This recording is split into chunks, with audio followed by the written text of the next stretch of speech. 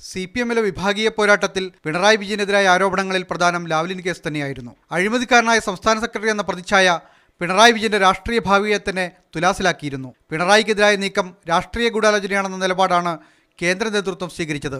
എന്നാൽ ലാവ്ലിൻ കരാർ സംസ്ഥാന ഖജനാവിന് നഷ്ടമുണ്ടാക്കിയെന്ന CAG-യുടെ കണ്ടെത്തലേറ്റുപിടിച്ച് പിണറായിക്കെതിരെ നടത്തിയ തുടർന്നാക്രമണം VS-ന്റെ പോളിറ്റ് ബ്യൂറോ അംഗത്വം നഷ്ടപ്പെടുത്തുന്ന സ്ഥിതി വരെ എത്തിച്ചു. പിന്നാലെ TP ചന്ദ്രശേഖരൻ വധക്കേസ് അടക്കമുള്ള പ്രധാന വിഷയങ്ങളിലും VS-ന്റെ നിലപാടുകൾ പാർട്ടിക്ക് അലോസരം സൃഷ്ടിച്ചു. ഇപ്പോൾ VS-നെ പ്രതിപക്ഷ സ്ഥാനത്ത് നിന്ന് നീക്കണമെന്ന സംസ്ഥാന കമ്മിറ്റി പ്രമേയവും കേന്ദ്ര കമ്മിറ്റി നിയോഗിച്ച കമ്മീഷനും പരസ്യശാസനയും VS-നെതിരെ നിലവിലുണ്ട്.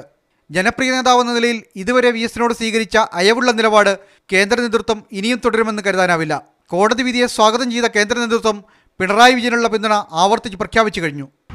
CBI കോടതിയുടെ വിധിയെ പാർട്ടി സ്വാഗതം ചെയ്യുന്നു. ഇക്കാര്യത്തിൽ CBI ഉന്നയിച്ച ആരോപണങ്ങൾക്ക് യാതൊരു അടിസ്ഥാനവുമില്ല എന്ന പാർട്ടിയുടെ നിലപാട് ഈ കോടതി വിധിയിലൂടെ വീണ്ടും സാധൂകരിച്ചിരിക്കുകയാണ്. ആ നിലയിൽ പാർട്ടി നിലപാടിൻ്റെ സാധൂകരണം കൂടിയാണ് കോടതി വിധി. ഞങ്ങളതിനെ സ്വാഗതം ചെയ്യുന്നു. അതേസമയം ലാവ്ലിൻ കേസിൽ പിണറായി വിജയനെതിരായ നിലപാടിൽ നിന്ന് പിന്മാറുകയാണെന്ന സൂചനയാണ് VS അച്യുതാനന്ദൻ നൽകുന്നത്.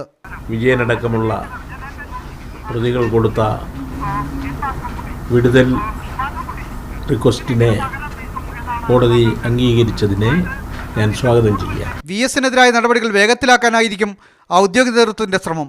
എന്നാൽ ലോക്സഭാ തെരഞ്ഞെടുപ്പ് അടുത്തിരിക്കെ VS-ന്റെ തുടർന്നുള്ള പ്രതികരണങ്ങളുടെ കൂടി അടിസ്ഥാനത്തിലാകും പാർട്ടി നടപടികളുടെ വേഗം തീരുമാനിക്കപ്പെടുക. ഏതായാലും 27 മുതൽ പാലക്കാട് നടക്കുന്ന സംസ്ഥാന പ്ലീനവും വരും ദിവസങ്ങളിലെ സംസ്ഥാന കേന്ദ്ര നേതൃയോഗങ്ങളും ഇക്കാര്യത്തിൽ നിർണായകമാകും. K. സുനിൽകുമാർ, മീഡിയ 1, തിരുവനന്തപുരം.